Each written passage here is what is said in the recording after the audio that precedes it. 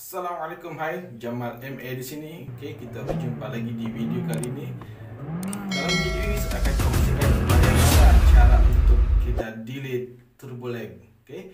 Tapi sebelum tu, marilah kita bersedekahkan surah Al-Fatihah kepada seluruh kaum muslimin yang telah pergi meninggalkan kita disebabkan pandemik COVID ni, dan juga siapa-siapa lah orang Islam yang kita kenali, sama ada yang meninggal disebabkan COVID ataupun sebaliknya.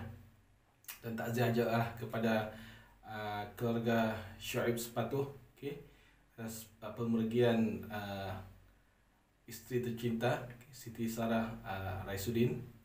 Dan secara peribadi saya sangat meminati arwah Siti Sarah Raisuddin. Saya memang peminat dia.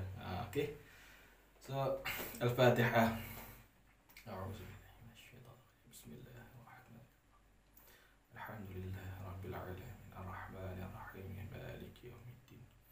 Iyyaka na'budu wa iyyaka nasta'in. Ihdinas siratal mustaqim. Siratal ladzina an'amta 'alaihim. Ghairil maghdubi 'alaihim waladdallin. Amin. So, dalam video ini saya kongsikan bagaimana cara untuk kita delete turbo lag. Di video saya yang lalu saya kongsikan jenis-jenis turbo. Jenis-jenis turbo ni dan di sana juga saya kongsikan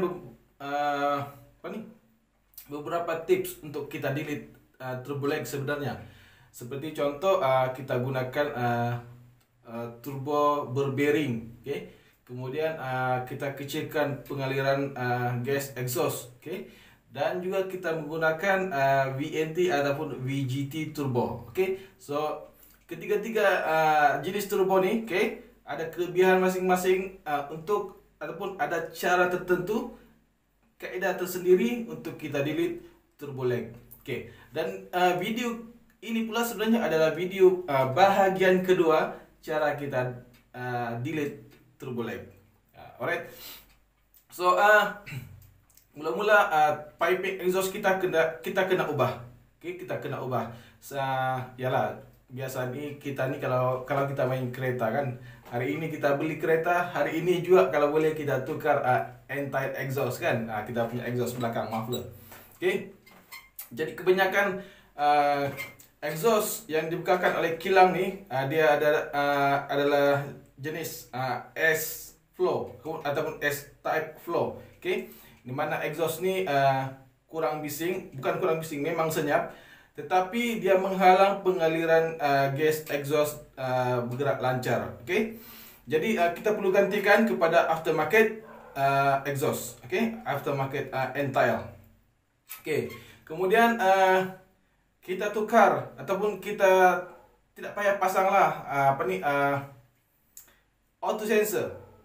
Maknanya kita tidak perlu pakai lagi auto sensor. Auto sensor ni dia terletak di piping exhaust, di downpipe exhaust kita. So bila kita tanggalkan auto sensor ni, maknanya kita perlu faham tentang satu lagi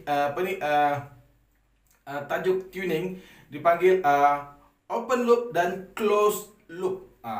So ni kita perlu faham dulu sebelum kita tanggalkan kita punya auto sensor daripada piping exhaust kita. Seterusnya adalah kawal ataupun tetapkan RPM anda jangan turun daripada 2500 RPM. Ataupun 2500 RPM sehingga 4000 RPM. Ini adalah kelajuan engine yang efektif untuk memusing turbine, turbo. Dan maknanya dia berpusing laju sebelum kereta bergerak. So di sini kelebihan dia, turbo dia sudah tarik udara banyak-banyak untuk disumbatkan ke dalam engine kita. So dengan sela masa ataupun jarak di antara kemasukan bahan api dan udara ke dalam combustion chamber dan juga pergerakan kereta, selepas pedal minyak ditekan ataupun clutch ditarik sangat rapat, jadi kita hampir tidak dapat merasa turbo lag.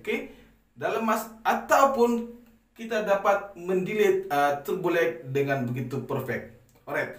So apa jadi kalau RPM kita contohnya lebih daripada 4000? Okay. Sebenarnya tiada maklumat yang betul-betul spesifik. 4000 kah, 4500 kah, atau 5000. Tetapi 4000 ke atas nih, okay? Contohlah kalau saya tekan pedal minyak sehingga RPM 5000, kemudian saya rilis dengan gear 1 dan kemudian saya rilis clutch, apa yang jadi? Tayar mungkin akan overspin. So ini mungkin kemungkinan kita akan gagal mengawal kendaraan kita. Okay, terutamanya apabila kita memandu di jalan raya, sangat bahaya. Dan seterusnya, okay, kita perlu tiru, okay, bagaimana Evo Mitsubishi Evo mendelete turbo lag, okay? Tapi setup ini hanya digunakan dalam kereta yang betul-betul dalam Evo yang digunakan untuk perlombaan rally, okay? So saya akan tunjuk dia punya contoh di sini. Okay, ini adalah turbo diagram installation. Okay, kalau kita tengok di sini biru ini adalah intake ataupun charging, dan ini adalah discharge. Okay, dan ini adalah turbo unit. Sini adalah turbine. Okay, yang saya sebut turbine tu inilah ni. Okay, turbine. Dan ini adalah compressor ataupun blower. Okay. So di sini kebiasaannya adalah air filter. Okay, cool air filter. Okay, dan udara akan masuk sini, kemudian dia keluar sini ikut piping ni, kemudian dia akan lalu intercooler, okay, untuk penyejukan udara. Sebab turbo unit ni panas. Kenapa panas? Sebab dia bersambung secara terus, okay, dengan exhaust system yang semestinya memang panas. Okay, so turbo system ni dia memang panas. Jadi udara yang lalu di sini memang akan panas juga, dan kita sejukkan di intercooler, okay, untuk mengembalikan ataupun untuk mengekalkan daya dan mengekalkan kandungan oksigen di dalam udara, okay? Sebab udara oksigen sangat penting untuk pembakaran, okay? So bagaimana delete turbo lag ataupun anti turbo lag ala Rally Art Mitsubishi, okay? Kita cuma perlu sambungkan charging section dengan discharge section, okay? Kita sambungkan pipe dari sini ke mari. Okay. Berapa size pipe tu? Size pipe adalah 1/2 daripada size pipe turbo system kita. Okay. 1/2. Okay. Maknanya separuh daripada size pipe ni. Okay. Untuk kita sambung ke mari. So kalau kita buat begitu, okay, udara dia masuk sini, dia masuk kita punya compressor, dan dia akan tolak terus ke turbine dan akan memusing turbine. So ini adalah cara paling cara lama, kaedah lama untuk kita delete turbo lag ataupun traditional anti turbo lag, okay? Dan setup ini sangat sesuai digunakan oleh para drift dan juga para dragster, okay? Sebab memang sangat efektif untuk kita delete turbo lag, okay? Tetapi Anda perlu menggunakan external wastegate, okay? Jika Anda gunakan setup ini dan Anda menggunakan internal wastegate, maknanya tidak akan berjaya lah, okay? Tidak akan berjaya. So Anda perlu gunakan external wastegate. Alright. So yang seterusnya adalah mapping Anda, okay? Mapping Anda pada 1000 hingga 4000 RPM, okay? Yang ni AFR Anda kena berada pada kadar rich, iaitu bahan api lebih banyak daripada udara. Okay? Apabila bahan api lebih banyak daripada udara, okay, ini letupan yang terhasil akan menghasilkan gas exhaust yang bertekanan tinggi, dan ini sangat efektif untuk memutar kita punya turbine turbo, okay? Dan tuning seperti ini sangat gemar digunakan oleh pengguna-pengguna EJ20, EJ25 ataupun enjin Subaru Boxer. So Boxer ni binaan asalnya memang enjin over square, okay? Ataupun short stroke, okay? Dan ini adalah tuning yang sangat sesuai untuk enjin short stroke juga lah, okay?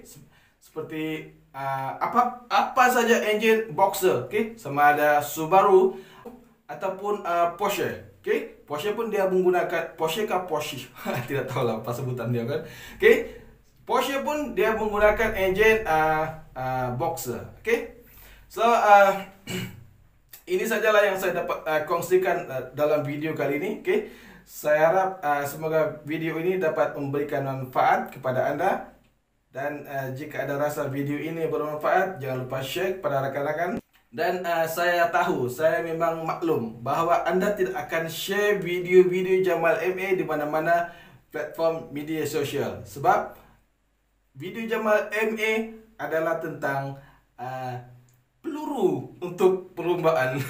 Okay. Semoga kita berjumpa lagi di video yang akan datang. Assalamualaikum. Bye-bye.